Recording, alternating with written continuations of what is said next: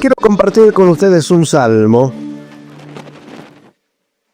que tiene un detalle muy interesante. El Salmo 56, que dice lo siguiente.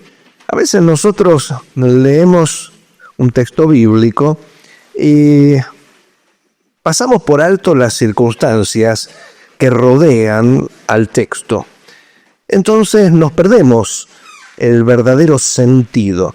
A veces nosotros largamos cierto código, decimos ciertas cosas, y el que está fuera de contexto capta un concepto y lo retiene, pero el que está dentro del contexto le encuentra un significado muy interesante y más profundo de lo que se dice. Dice el Salmo 56, el encabezamiento.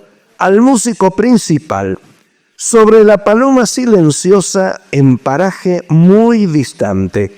Mictán de David, cuando los filisteos le prendieron en gato. Dice así el Salmo. Ten misericordia de mí, oh Dios, porque me devoraría el hombre. Me oprime combatiéndome cada día. Todo el día mis enemigos me pisotean, porque muchos son los que pelean contra mí con soberbia. En el día que temo, yo en ti confío. En Dios alabaré su palabra. En Dios he confiado. No temeré. ¿Qué puede hacerme el hombre? Todos los días ellos pervierten mi causa. Contra mí son todos sus pensamientos para mal. Se reúnen, se esconden, miran atentamente a mis pasos como quienes acechan mi alma. Pésalos según su iniquidad, oh Dios, y derriba en tu furor a los pueblos. Mis huidas tú has contado. Pon mis lágrimas en tu redoma. ¿No están ellas en tu libro? Serán luego vueltos atrás mis enemigos el día que yo clamare. Esto sé, que Dios está por mí. En Dios alabaré su palabra. En Jehová su palabra alabaré. En Dios he confiado, no temeré. ¿Qué puede hacerme el hombre? Sobre mí, oh Dios, están tus votos. Te tributaré alabanzas, porque has librado mi alma de la muerte y mis pies de caída, para que ande delante de Dios en la luz de los que viven. Amén. Me encanta esta porción. Ahora, ¿en medio de qué circunstancia David está diciendo esto? Bueno, todos sabemos que Saúl estaba procurando matarlo a David por los celos, por la envidia que tenía, por la paranoia que estaba dentro de él. Nunca dejes que los pensamientos que fermenten en tu cabeza, porque a veces respiramos un aire muy viciado con nuestros pensamientos, y esto nos lleva a que se distorsionen mientras nosotros estamos tan intoxicados que no nos damos cuenta que algunos de estos pensamientos están muy fuera de la realidad. Bueno, en esto había caído Saúl, se escuchaba a sí mismo, no escuchaba a los demás, no escuchaba otros puntos de vista, y se había puesto entonces paranoico. Y Jonatán, el hijo de Saúl, intentó interceder para que Saúl no lo persiguiera a David, pero Saúl en su furia casi lo mata a Jonatán. Así que él, en código, le dice y le grita a David a lo lejos, después de haber visto esta acción desesperada de su padre, le grita en código que huya, que se escape. Y David efectivamente se escapa y camino hacia el norte se conduce a la ciudad de Nob, en las afueras de Jerusalén, y allí entonces le pide al sacerdote principal que estaba en aquel lugar que le dé una espada y una lanza. Se sentía tan desprotegido, se sentía tan desvalido que necesitaba algún elemento de defensa que él precisaba para poderse defender de cualquier ataque, porque se sentía muy solo en esta situación. ¿Y qué es lo que le da el sacerdote de Nob? Le da la espada de Goliat. Qué interesante esto. La única que había era la espada de Goliat. ¿Cómo sería la espada de Goliat? ¿No? Una espada a medida. No era una espada chiquita, era una espada grande que no pasaba desapercibida. Y David sigue hacia el norte y se va al campo de los filisteos, pero cuando lo ven sospechan que tal vez podía ser David, así que lo apresan preventivamente. ¿Y cómo se escapa David? Se hace loco, ¿no? Empieza a babearse, empieza a hablar incoherencias como las que vos hablás cuando no estudiaste, pero lo sueltan diciendo, yo pensé que tenía al que había desmoronado los ejércitos de los filisteos y me enviaron un loco, ¿qué es esto? Y queda en libertad, pero si le llegaban a revisar el cargamento, le iban a encontrar un elemento incriminante que era la espada de Goliat. O sea que David iba zafando, pero todo el cargamento que tenía, todo lo que tenía elementos incriminatorios. Y si llegaban a hallar la espada de Goliat entre los enseres de David, seguro que ahí lo iban a matar. Así que David estaba paralizado, porque normalmente el miedo nos paraliza. Dicen los expertos que frente al miedo tenemos 4 posibles reacciones, ¿no? Una de las reacciones es el ataque. Hay personas que atacan con mucha frecuencia. Uno dice, ¿qué le pasa a este? Y a veces son personas muy miedosas, que vos los ves como agresivos, pero en realidad están con tanto terror que inmediatamente tiran algo por las dudas y uno dice, ¿qué le pasa a este? La otra puede ser la huida, ¿no? Personas que se escapan de las situaciones, se van. David estaba huyendo hasta que queda acorralado. Ahí podría haber atacado, pero estaba en inferioridad de condiciones. La otra es rendirse. Bueno, me rindo. Si no puedes contra ellos, únete. Y rendirse es la mejor manera de sobrevivir, porque cuando uno está rendido deja de ser un peligro, y si deja de ser un peligro, no lo matan. Pero está la otra, la que quedarse quietito, paralizado, porque en todos los seres vivos pasa esto, y Dios nos creó no pensando en los últimos cientos de años, sino que nos creó pensando en los miles y miles de años en los que no teníamos los enemigos que hoy tenemos, que por lo general los enemigos los tenemos a nivel digital, o a veces, bueno, en la calle, por ahí, cuando te quieren robar algo. Entonces, muchos animales hacen eso, y nosotros, los seres humanos, solemos hacer unos paralizados, y al quedarnos quietitos, entonces nos confunden con el resto del panorama, quedamos mimetizados, entonces no nos descubren. Uno se queda quietito, paralizado, y se va la amenaza. Bueno, David estaba paralizado, había optado por esta situación. Así que cuando lo echan por loco, ¿a dónde se va y dónde queda paralizado? En la cueva de Adulam, donde estaba junto con unos valientes que lo acompañaban y algunos parientes también. Así que entre valientes y parientes eran cerca de 400 personas que estaban ahí cerca de Jerusalén. Y mientras él estaba en esa cueva, cada tanto se aparecían algunos siervos de Saúl, que se daba cuenta David que eran siervos de Saúl, que miraban, chusmeaban, hablaban, se mostraban solidarios, pero después delataban dónde estaba. Seguramente, por lo que dice la introducción de este salmo, en esa cueva David compuso ese salmo. Y le puso letra, y por lo que vemos en ese encabezamiento, lo volvemos a leer el encabezamiento, al músico principal sobre la paloma silenciosa en paraje muy distante, Mictam de David, cuando los filisteos le prendieron en Gat. La idea en hebreo de esto de la paloma silenciosa parece que es una paloma silenciosa que está lejos de su nido y que está paralizada por el miedo.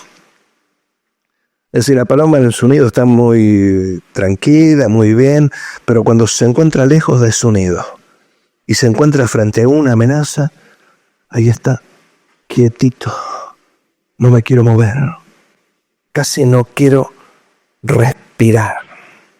Así se sentía David, lejos de su nido, como vos, ¿no? Lejos de tu nido, lejos del lugar donde te sirven el desayuno en la cama. ¿Te imaginas un día decirle a los supervisores, hoy quiero que me traigan el desayuno a la cama? Con tostadas, manteca, huevos revueltos, buffet. Él sabía que en cualquier momento lo mataban. Sabía que cualquier movimiento en falso lo descubrían. Pero en medio de ese terror que lo tenía paralizado, lejos de su nido, él da una serie de confesiones muy interesantes que eran casi terapéuticas para él. Eran confesiones que lo estaban sanando, que le estaban haciendo cambiar la actitud. Por ejemplo, la primera de las confesiones que está en el versículo 8 que dice, mis huidas tú has contado, pon mis lágrimas en tu redoma. ¿No están ellas en tu libro? En otras palabras, David estaba confesando que para el Señor nuestro dolor no es cualquier cosa. Esto es interesante. A veces pensamos que Dios está apático a nuestros dolores. Nos parece porque el sufrimiento es muy solitario. No existe el sufrimiento colectivo. Acordate de esto. El sufrimiento colectivo es una mentira, es una fantasía, porque aunque varias personas sufran una pérdida en común, la relación que cada uno tiene con ese elemento perdido es lo suficientemente distinta y sus características son lo suficientemente distintas para que cada uno lo sufra de una manera distinta y no pueda comprender al otro que lo sufre. Entonces el sufrimiento nos vuelve solitarios. Sin embargo, no estamos solos. El Señor se compadece de nuestros sufrimientos. Dice la Nueva Traducción Viviente, tú llevas la cuenta de todas mis angustias y has juntado todas mis lágrimas en tu frasco.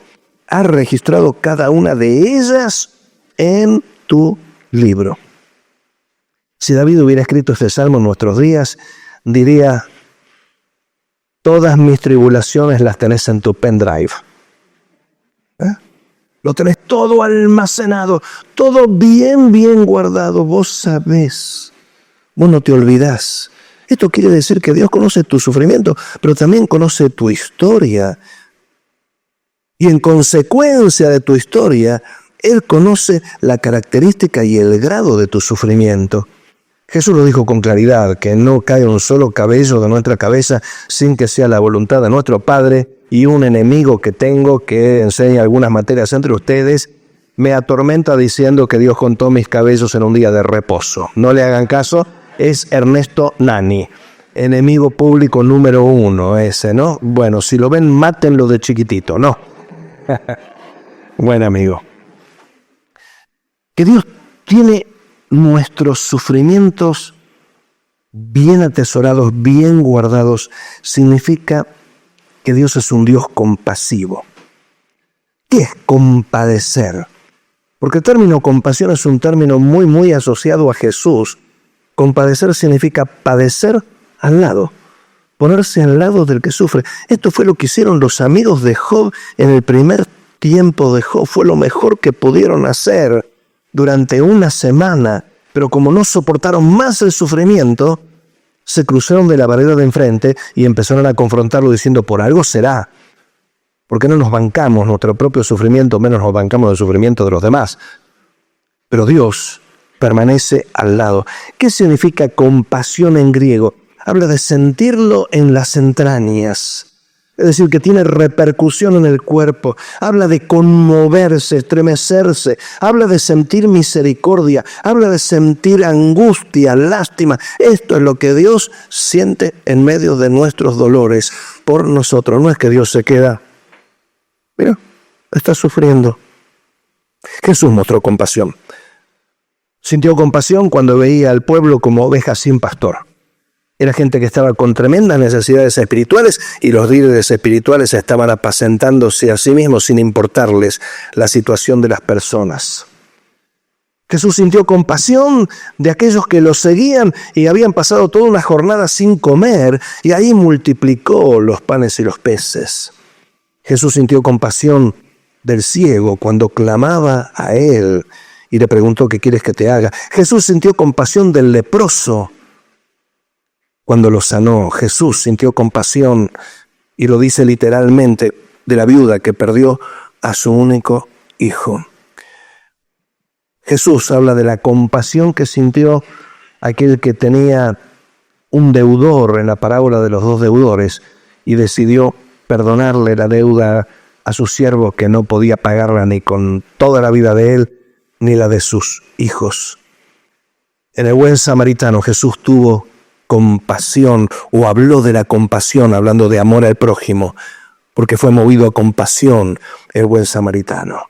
Jesús habla de la compasión que sintió el padre del hijo pródigo cuando el hijo pródigo había sido ingrato. Jesús tiene compasión de nosotros.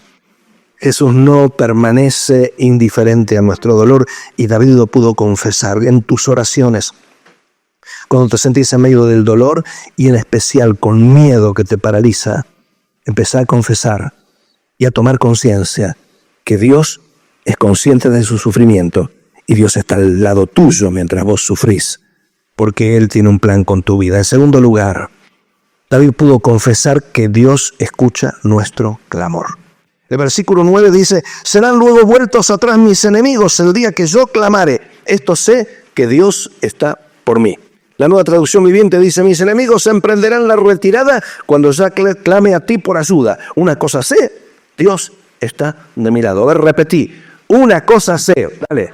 Una cosa sé, que Dios está de mi lado. En medio de los problemas de la vida, tenemos que aprender a clamar al Señor.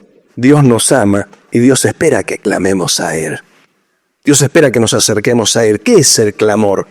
El clamor es el producto de la conciencia de una necesidad y la cercanía de quien puede satisfacerla.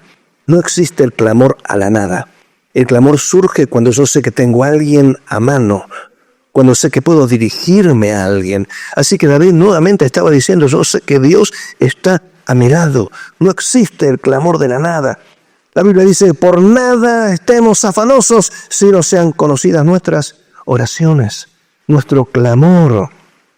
David pudo decir: una cosa sé, esto sé, que Dios está por mí. Una cosa sé, que Dios está de mi lado. Dios está de nuestra parte. Y cuando nos sentimos paralizados por el miedo, sepamos que no estamos solos. Tenemos a alguien que se compadece, alguien que está a nuestro favor. Pero la tercera confesión que da David es que hay que aprender a confiar en sus promesas. Dicen los versículos 4 y 10. En Dios alabaré su palabra. En Dios he confiado. El 10. En Dios alabaré su palabra. En Jehová su palabra alabaré. En Dios he confiado. Y uno dice: ¿qué es esto de en Dios alabaré su palabra? La Nueva Traducción Viviente lo dice de una forma más interesante. Alabo a Dios por lo que ha prometido. Su palabra son sus promesas. En Dios confío. El versículo 10. Alabo a Dios por lo que ha prometido. Sí, alabo al Señor por lo que ha prometido. En Dios confío. Antes que se cumplieran las promesas, David ya lo estaba alabando.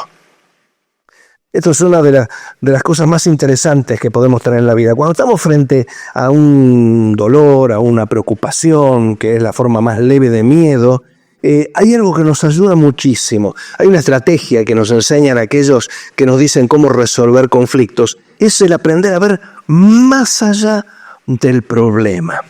Algunas veces cuando me toca hablar con alguna persona que está con miedo porque se va a enfrentar a una cirugía muy complicada y piensa, porque todo el mundo piensa que se va a quedar ahí, ¿no? Hasta por una extracción de muela, te van a sacar una muela, un tratamiento de conducto. Ay, quiero dejar todo lo que yo quisiera para mí. Nos pasa, ¿no? Porque nos enfrentamos a la muerte en cada momento, pero cuando te encontrás con eso, la mejor estrategia es decir: ¿qué vas a hacer en el futuro?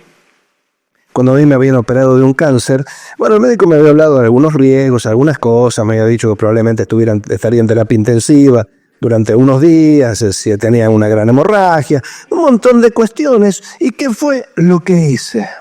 Algo que tenía pendiente hacía rato. Me compré una carpa porque dije: va a llegar el día que me voy a ir de camping.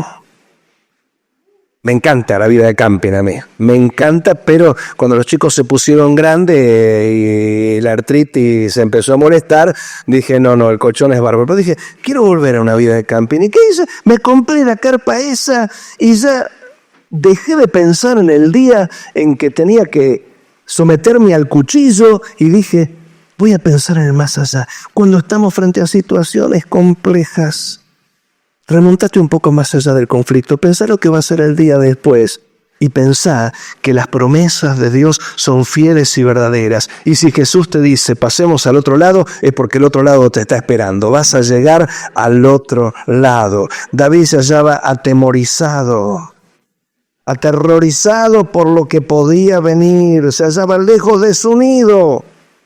Pero en medio de todo esto, eligió confiar en las promesas de Dios que son fieles y verdaderas. Y lo último que confiesa David es que no se dejaría controlar por el miedo. Los versículos 4, 11 y 3 dicen lo siguiente: en Dios he confiado, no temeré. ¿Qué puede hacerme el hombre? En la Nueva Traducción Viviente, en Dios confío. ¿Por qué habría de tener miedo? ¿Qué pueden hacerme los simples mortales? El 11, en Dios he confiado, no temeré. ¿Qué puede hacerme el hombre? En Dios confío. ¿Por qué habría de tener miedo? Dice la NTV. ¿Qué pueden hacerme los simples mortales?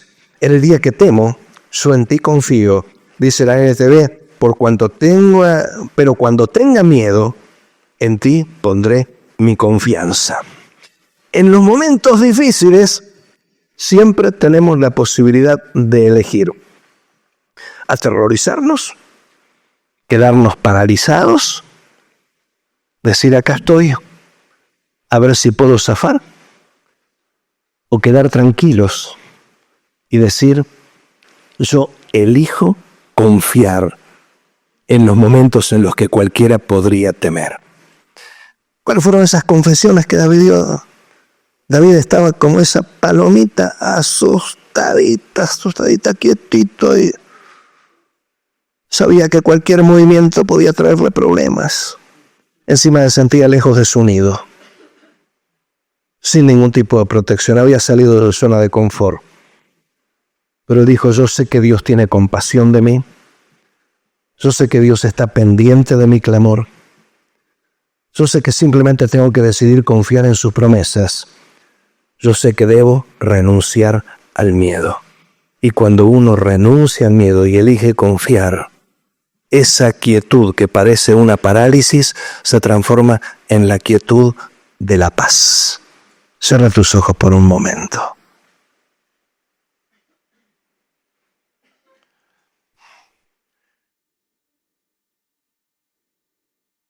No sé por qué elegí para hablar esto, pero cuando estaba buscando, se me prendió una luz en este salmo.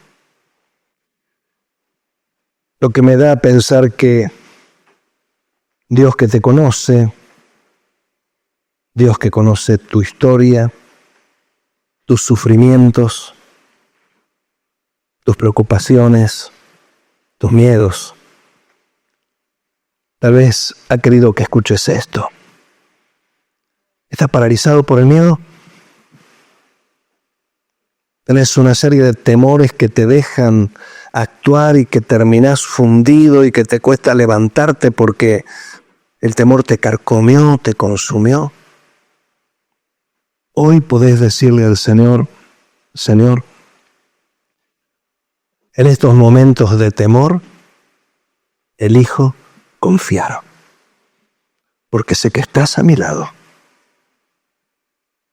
porque sé que sos compasivo, porque sé que cumplís tus promesas y que escuchás mi clamor.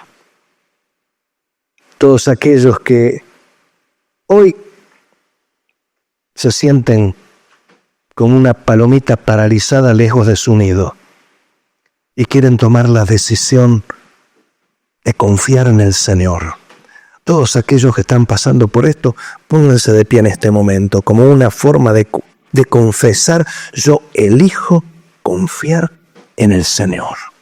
Yo elijo descansar en Él. Yo elijo cambiar la parálisis del terror por la quietud de la paz y la confianza. Decíselo con tus propias palabras al Señor. Yo no sé cuál es tu situación. Yo no sé cuáles son tus miedos. Yo no sé cuáles son las amenazas que te están persiguiendo. Pero una cosa sé. Jesús te compró y le perteneces. Por lo tanto, tu dolor no es ajeno a Él. Él está atento a tu clamor. Él sabe por lo que estás pasando. Y simplemente quiere que elijas confiar. Decíselo con tus palabras al Señor. Decile qué es lo que te está pasando. Decile qué es lo que te está aterrorizando. Decile qué es lo que te preocupa y te angustia. Y luego decile, Señor, elijo confiar en vos. Jesús, gracias por ser tan bueno. Gracias por habernos comprado con tu sangre preciosa. Gracias por pertenecerte. Como nos gustaría estar en el nido siempre. Pero si queremos cumplir con la misión, cumplir con tus planes, a veces tenemos que estar en parajes muy distantes. Situaciones que nos parecen tan raras y extrañas. Vos conocés los planes. Nosotros solamente conocemos la misión que inmediatamente debemos cumplir. No sabemos qué parte del mapa nos toca al próximo día. Pero en medio de todo esto, Señor, decidimos confiar. Cuando vienen los miedos, cuando vienen las preocupaciones, decidimos clamar, hablar, saber que estás al lado nuestro, compadeciéndote y que no estás indiferente, sino que tu corazón llora nuestro llanto. Pero Señor, te alabamos por tus promesas, porque son fieles y verdaderas y se van a cumplir. Señor, decidimos confiar y no temer lo que las circunstancias nos deparen, porque son nuestro dueño y porque nos das tu protección y provisión en el momento oportuno. Gracias, Padre, en el nombre de Jesús. Amén. Que Dios te bendiga.